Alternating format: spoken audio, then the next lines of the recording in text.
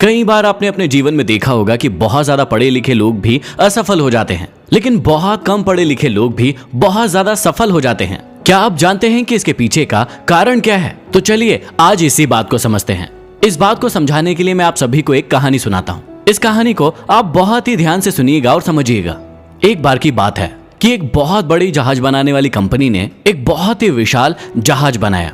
अब उस जहाज को बनाने में बहुत सारा समय और बहुत सारा पैसा लगा हुआ था। बहुत सारे इंजीनियर्स लगे हुए थे। अब जैसे ही उस जहाज को चालू करने की बारी आई, हुआ यूं कि वो जहाज चालू ही नहीं हुआ। जब उस मालिक को ये बताया गया कि इतना बड़ा जहाज बना तो लिया है, लेकिन वो जहाज चालू नहीं हो रहा है। जहाज के मालिक ने कहा कि इसमें चिंता की कोई भी बात नहीं है। आप हमारे स्टेट के जो भी सबसे अच्छे इंजीनियर्स हैं उनको न्योता दीजिए और उन्हें दिखाइए और उनसे हमारे जहाज को सुधरवा लीजिए।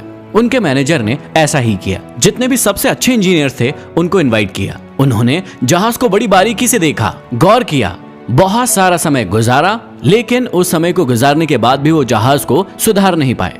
अब मैनेजर थोड़ा परेशान हो गया और अपने मालिक के पास गया और उससे कहा कि अभी भी जहाज सुधर नहीं रहा। हमने स्टेट के सबसे अच्छे इंजीनियर्स को बुलवाया, लेकिन उसके बाद भी जहाज सुधरा नहीं। उसने कहा चलो अभी भी कोई चिंता की बात नहीं, आप हमारे देश के जो सबसे अच्छे इंजीनियर्स हैं उनको बुलाइए, उनको दिखाइए, हो सकता है कि वो इसे ठीक कर दे, क्योंकि नया जहाज है तो कोई बहुत बड़ी प्रॉब्लम नहीं होगी।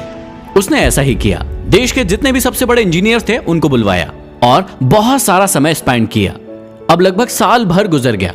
साल भर गुजर जाने के बाद भी जितने भी देश भर के इंजीनियर्स आए थे वो भी उस जहाज की जो प्रॉब्लम थी उसे ढूंढ नहीं पाए, उस जहाज को सुधार नहीं पाए। अब वापस से मैनेजर अपने मालिक के पास गया तो मालिक ने कहा कोई चिंता की बात नहीं, आप विदेशों से बहुत अच्छे अच्छे और महंगे इंजीनियर्स बुलवाइए और उस जहाज को दिखवाइए कि ऐसी क्या प्रॉब्लम हो गई जिसकी वजह से ये जहाज ठीक नहीं हो पा रहा है। अब ऐसा ही हुआ। अब बहुत सारे इंजीनियर्स को विदेशों से बुलवाया गया और जहाज को दिखवाया गया कि ऐसी क्या प्रॉब्लम आ गई जिसकी वजह से ये जहाज ठीक नहीं हो पा रहा है। उन्होंने भी लगभग 6 महीने का समय बिताया और बिताने के बाद कंक्लूजन यही निकला कि वो भी उस जहाज को सुधार नहीं पाए। अब सब परेशान हो गए कि ये जहाज सुधर क्यों नहीं पा रहा है। अब मैनेजर अपने मालिक के पास गया और मालिक भी बहुत ही चिंतित हो गया कि मैंने इतना सारा समय बर्बाद कर दिया, इतने सारे लोग बर्बाद कर दिए, पैसा बर्बाद कर दिया, लेकिन इतना सारा समय लगने के बाद भी ये जहाज सुधर नहीं पाया। तो अभी क्या करना चाहिए? तो मालिक ने फैसला लिया कि इस जहाज को हमें ऐसे ही छोड़ देना चाहिए और नए प्रोजेक्ट पर काम करना शुरू कर देना चाहिए। मैनेजर ने कहा कि ठीक बात है, लेकिन हमने इतना सारा समय लगाया है, पैसा लगाया है, इतने सारे व्यक्ति लगाए हैं, ये सब बर्बाद चला जाएगा।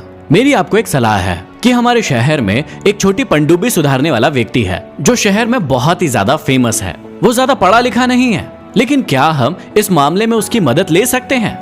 मालिक ने कहा कि इतने बड़े बड़े देश विदेश से इतने सारे इंजीनियर्स बुलवाए, लेकिन वो इंजीनियर्स इस जहाज को ठीक नहीं कर पाए। तो क्या ये पनडुब्बी वाला छोटा सा मैकेनिक हमारे इतने बड़े जहाज को ठीक कर पाएगा? आप रहने दीजिए। लेकिन मैनेजर ने कहा कि नहीं मालिक, हम इतना सारा पैसा और समय बर्बाद कर चुके हैं, तो क्यों ना उस व्यक्ति को भी एक बार मौका दिया जाए। अब ऐसा ही किया गया। वो मैनेजर उस छोटे से पनडुब्बी सुधारने वाले मैकेनिक के पास गया। उसने कहा कि मैकेनिक साहब, हमें अपना जहाज आपसे सुधरवाना है और इसके लिए आपको हमारे जहाज पर चलना है।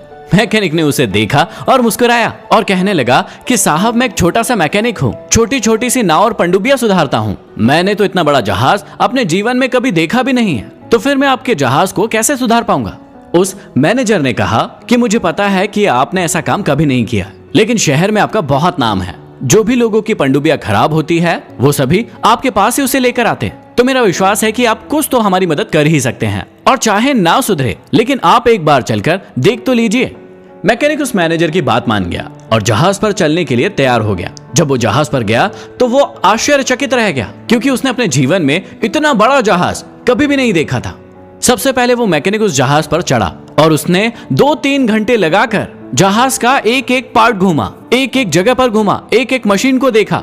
अब मालिक और मैनेजर दोनों वहीं पर खड़े हुए थे। वो दोनों देख रहे थे कि ये छोटा सा मैकेनिक कितना आश्चर्यचकित हो रहा है इतने बड़े जहाज को देखकर। वो मुस्कुरा भी रहे थे और सोच में भी पड़े हुए थे कि इतना छोटा सा मैकेनिक क्या कर लेगा।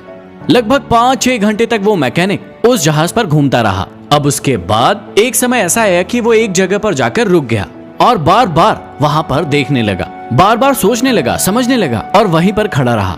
अब बाकी सारे लोग उसे बड़े ध्यान से देखने लगे कि मैकेनिक एक ही जगह पर खड़ा क्यों हो गया और यहाँ पर खड़ा होकर क्या सोच रहा है। वो मैकेनिक थोड़ी देर वहां पर खड़ा रहा और सोचता रहा। थोड़ी देर के बाद उसने अपने झोले से एक हथौड़ी निकाली और उस हथौड़ी से एक जगह पर 3 बार जोर जोर से हथौड़ी से मारा।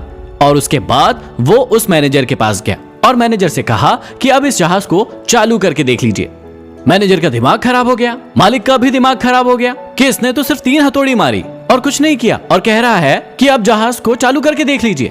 मैनेजर ने ऐसा ही किया। मैनेजर जब जहाज चालू करने गया तो वाकई में जहाज चालू हो गया। सारे लोग आश्चर्यचकित हो गए, परेशान हो गए, दिमाग लगाने लगे कि इसने ऐसा क्या किया कि इतने कम समय में इस जहाज को चालू कर दिया। सभी लोग बहुत ही खुश हो गए और बहुत ही उत्साहित हो गए। मिठाइयां बंटने लगी क्योंकि इतने समय के बाद उनका जहाज सक्सेसफुली चालू हो गया था। अब लोगों ने पूछा कि आपने किया क्या, ये जहाज इतनी जल्दी चालू कैसे हो गया और आपने तो सिर्फ 3 हथौड़ी ही मारी और जहाज चालू हो गया। तो उस मैकेनिक ने बताया कि आपका जहाज पूरी तरीके से ठीक था, उसमें कोई भी प्रॉब्लम नहीं था। बस एक छोटी सी प्रॉब्लम थी कि एक फैन था, एक छोटी सी पंखी थी जो जहाज को चालू करने में बहुत ही इंपॉर्टेंट रोल अदा करती थी। वो पंखी कहीं पर अटक रही थी और उसी वजह से आपका जहाज चालू नहीं हो रहा था। मैंने 2-3 हथौड़ी मारी और वो पंखी फ्री हो गई और जिसकी वजह से आपका जहाज चालू हो गया। अब सभी लोग खुश हो गए और वो मैकेनिक अपनी दुकान पर वापस चला गया। मालिक ने उस मैनेजर को कहा कि अरे जाइए उस नाव वाले से उसकी तनख्वाह, उसकी फीस जो भी होगी वो पूछ के तो आइए कि उसका कितना पैसा बना। जब मैनेजर उसके पास आया तो उस मैकेनिक ने उसके हाथ में एक बिल दिया। बिल देखकर मैनेजर मुस्कुराया और अपने मालिक के पास ले जाकर उस बिल को रख दिया। जब मालिक ने उस बिल को देखा तो मालिक का दिमाग खराब हो गया। उसने मैनेजर से कहा, ये भी कोई बिल है? इतना बड़ा बिल किस चीज का? उसने तो सिर्फ 3 हथौड़ी मारी है और 1 लाख रुपए का बिल बना दिया।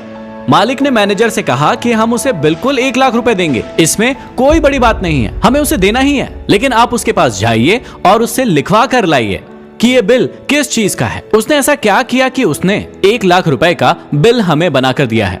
वो मैनेजर उस नाव वाले के पास पहुंचा और नाव वाले के पास जाकर कहा कि हमारे मालिक ये जानना चाहते हैं कि आपने जो 1 लाख रुपए का बिल दिया है ये किस चीज का दिया है, आपने ऐसी क्या चीज की है, उसका ब्यौरा हमें इस बिल में चाहिए।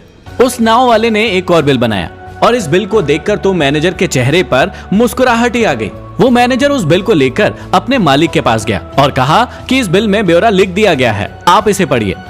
अब मालिक ने भी इस बिल को ध्यान से पढ़ा और मालिक के चेहरे पर भी मुस्कुराहट आ गई और उसने अपने मैनेजर को कहा कि ये लो 1 लाख रुपए और उस व्यक्ति को देकर आओ और उसे वहां से उठाओ और हमारी कंपनी में ज्वाइनिंग दे दो, क्योंकि अब वो यहीं काम करेगा।